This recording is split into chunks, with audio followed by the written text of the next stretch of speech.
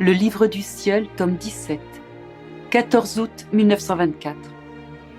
Accomplis dans la volonté divine, les actes des créatures se fondent avec ceux de Dieu et remplissent les mêmes fonctions.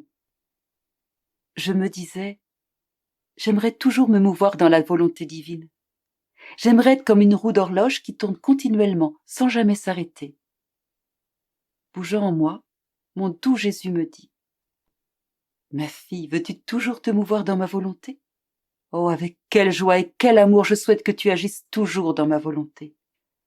Ton âme serait cette petite roue, et ma volonté te servira de ressort pour que tu tournes toujours avec rapidité. Ton désir enclenchera ton départ vers la destination que tu auras choisie.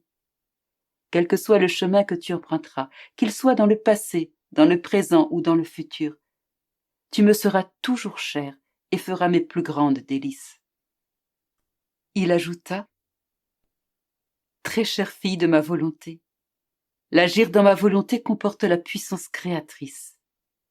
Regarde tout ce que mon humanité a accompli quand elle était sur la terre. Vu que tout était accompli dans la volonté suprême, tout ce que je faisais s'accompagnait de la puissance créatrice.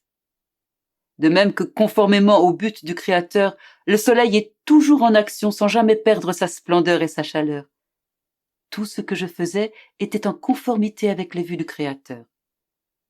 Et comme le soleil est pour tous et chacun, il en va ainsi de mon agir. Tout en étant unique, il est pour tous et chacun. Mes pensées forment un cercle autour de chaque intelligence créée.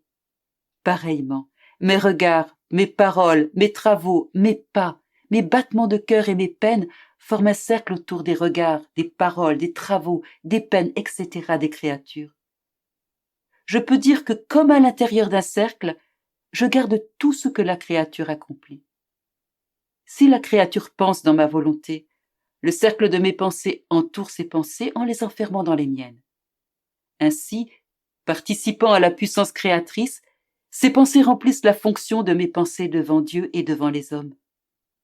De la même façon, si tu regardes ou parles, mes regards et mes paroles ouvrent un espace pour recevoir les tiens afin qu'ils ne fassent qu'un avec les miens et remplissent les mêmes fonctions. Il en va ainsi pour tout le reste.